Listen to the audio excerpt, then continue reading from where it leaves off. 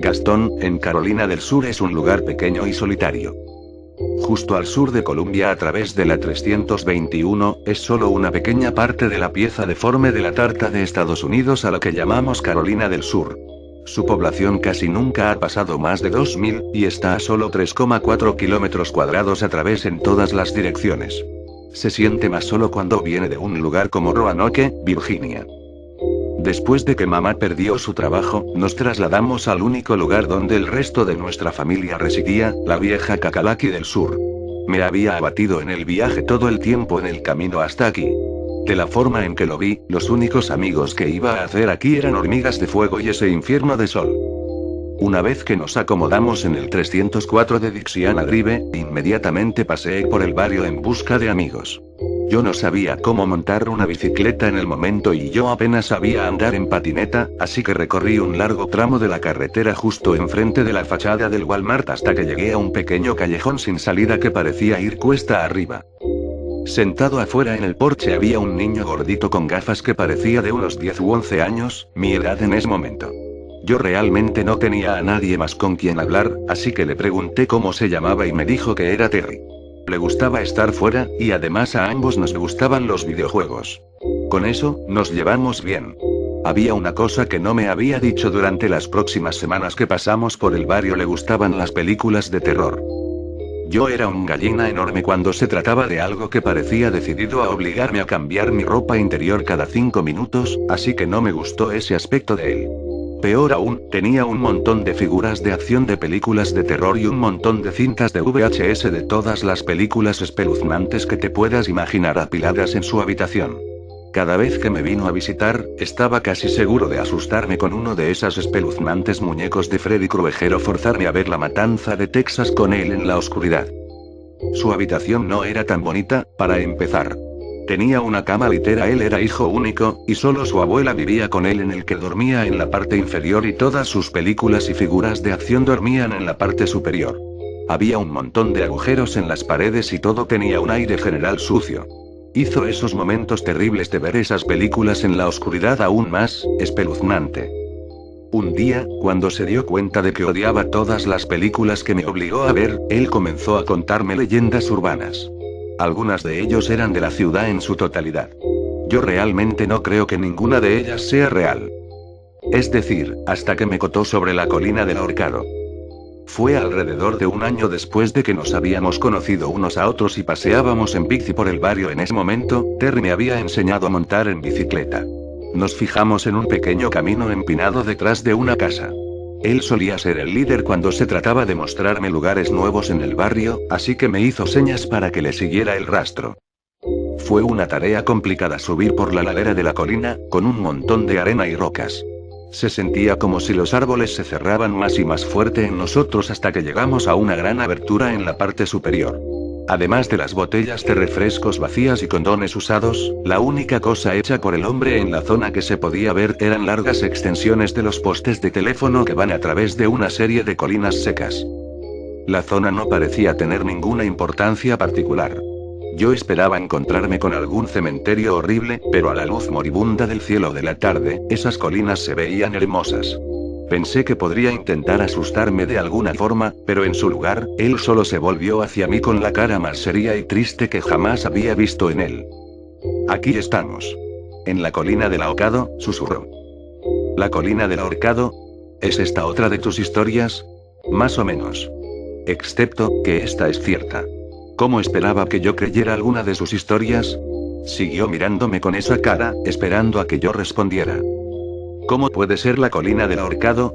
No hay ningún hombre que cuelga, y hay por lo menos 5 docenas de colinas aquí.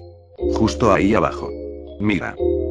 Señaló con el dedo hacia el poste de teléfono más cercano, entre las 2 colinas más cercanas a nosotros. Un pequeño arroyo, de no más de 5 metros de ancho, corría entre las 2 colinas y se adentraba en ese bosque sin fin. No había ningún hombre que cuelga, pero parecía más siniestro que el resto. Roy Terrance, susurró. ¿Quién? No se llamaría la colina del ahorcado si no hubiera un hombre ahorcado, ¿verdad? Salió corriendo por la primera colina. Traté de mantener el ritmo. Había un problema con la cadena de mi bici, las ramas de los árboles de los alrededores habían arraigado a sí mismos del suelo y ahora se enganchaban en la cadena. Tiré fuerte del manillar de la bici pero caí de rodillas con un pequeño splash cuando mis piernas golpearon el agua del arroyo. Caí abajo, pero no podría haber sido más que unos pocos centímetros de profundidad. Casi llamo a Terry para pedir ayuda cuando me di cuenta de que había caído en la parte inferior justo antes de que yo había caído al arroyo junto a él.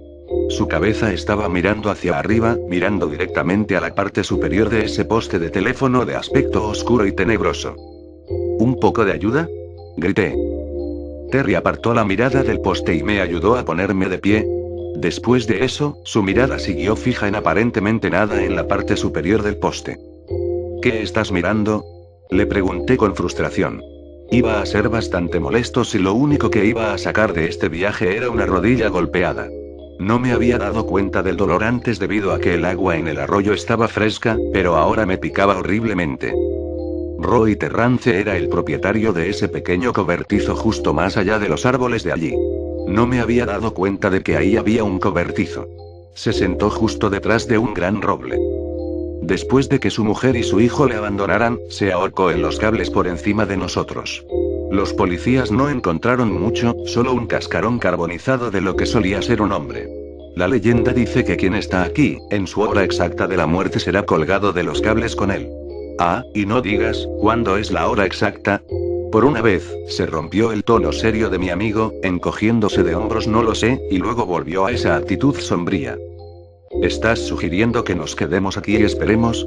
A pesar de las muchas excusas que tenía, creo que me voy a decantar por es tarde y mamá está haciendo la cena, así que tengo que ir a casa. ¿Está bien? Dile a tu mamá que dormirás en mi casa mañana, y yo lo haré al revés con mi abuela. Nos vemos aquí a las 7. En contra de mi mejor juicio, decidí que iba a venir. Obviamente, él estaba mintiendo, no me creía ese cuento. Aunque ninguna de sus historias en realidad parecía ser verdad hasta este punto, su repentino cambio de tono se había hecho un poco más creíble.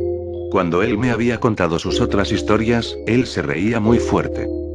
Cuando nos dirigíamos a casa, al igual que el último matiz de color naranja se había ido al cielo, le pregunté, ¿por qué te pones tan serio por esto? Siempre actúas como un bobo. Perdí a mi abuelo por Roy Terrance. Mi abuela estaba con él cuando sucedió. ¿Nunca te has preguntado por qué está de mal humor todo el tiempo? Su abuela era, de hecho, muy cascarrabias. Nunca me había molestado en preguntar por qué estaba así siempre. Si todo esto era una broma elaborada por Terry, iba a darle una bofetada. Esa noche, tuve una pesadilla horrible. Como la mayoría de la gente, no podía recordar mucho al respecto, pero tenía Roy Terrance escrito por todas partes. A pesar de que hacía un calor abrasador en esa noche en Carolina del Sur, había despertado con escalofríos. A las 18:00 yo ya había empacado mi vieja mochila escolar con equipamiento básico como una linterna y unas cuantas bolsas de Chex Mix en caso nos entrara hambre. A las 18:30, me encaminé a la colina. Tuve que admitir que estaba realmente muy emocionado. Finalmente, alrededor de las 18:55, llegué a la pequeña cala donde Terry ya había establecido un pequeño fuego y estaba asando malvaviscos. ¿Cómo vamos a hacer esto? ¿Vamos a acampar aquí toda la noche? No sabemos cuándo se supone que tiene que aparecer, le dije.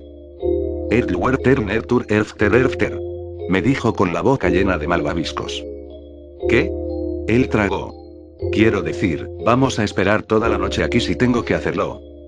Lo que sea, le repliqué, y empecé a sacar mis aperitivos. Después de 3 horas, el primero de los grillos habían comenzado a cantar su canción como el último rayo de sol había llegado a su fin. Yo había empezado a irritarme, y estaba un poco cansado. Terry estaba bien despierto, con la mano pegada a la bolsa de malvaviscos. Había comenzado su mirada eterna en la parte superior del poste de nuevo. Terry, estoy cansado. Si no veo a un tipo ahorcado en la próxima hora, me voy. Mfkai. Balbuceó con la mejilla llena de malvaviscos. Me acurruqué al fuego y comencé a dormitar. Justo cuando estaba a punto de caer en la inconsciencia, algo resonó a través de las colinas y del bosque. Inmediatamente me senté. Mi visión era bastante borrosa por estar medio dormido, pero yo podía distinguir la forma de Terry. Allí estaba, boquiabierto, con los ojos abiertos, en la parte superior del poste.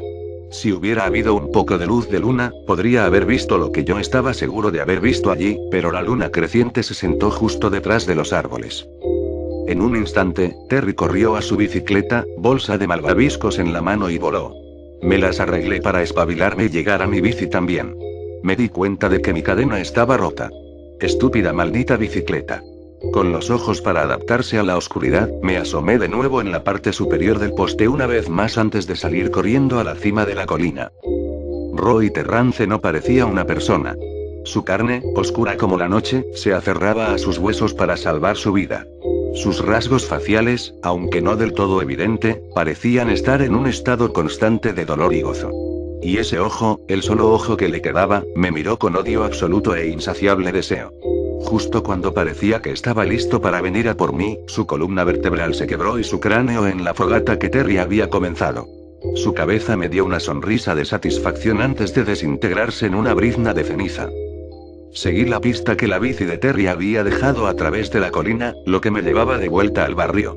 Así en mi camino en la cima de una de las colinas, vi una figura delgada, algo que estaba colgando. «Oh no», dije con voz ronca. La bici de Terry, que él amaba tanto, estaba destrozada en la base de un poste de teléfono. Por encima, el cuerpo de Terry colgaba. Aunque, no se parecía mucho a Terry ya. Terry no había estado en los medios, siempre y cuando Roy, que lo hace aún peor. Él estaba carbonizado, pero no del todo. Tenía los ojos saltones de la cabeza en estado de shock constante. Había perdido ya parte de su pelo. Los cables interminables se enredaban al cuello de Terry como una boa constrictor. Colgando de su brazo quemado escuálido había una bolsa de malvaviscos, derritiéndose por el fuego. La investigación de la policía no había averiguado mucho. Habían rastreado en toda la zona y no habían encontrado ninguna evidencia de que alguien estuviera allí. Yo les rogué que investigaran los cables de teléfono, pero no había evidencia de que alguien siquiera hubiera tocado los cables. La búsqueda continuó durante 3 semanas. Después que la policía finalmente había rendido, la abuela de Terry falleció. En sus últimos días, no había dicho nada a nadie en absoluto. Ella solo se sentó y se quedó mirando la foto de ella y su marido durante el resto de su vida. Después de que la casa se limpiara, el contenido de la habitación de Terry me fue ofrecido. Toda su colección de películas de terror, figuras de acción y todo lo demás fue donado a Goodwill por petición mía. Volví unos años más tarde. Nos habíamos ido a Gaston para visitar a nuestra familia por un tiempo, y yo había pedido que nos detuviéramos por el barrio. Cualquier evidencia de que hubiéramos estado allí hace unos años en esos años fatídicos había sido barrida por la policía o el clima. Ahora, como antes, solo había basura inútil y postes de teléfono. Justo cuando me estaba preparando para irme, yo alcancé a ver algo en la esquina de mi ojo. Yo solo lo vi apenas unos segundos antes de que desapareciera. Era una bolsa de malvaviscos derretida.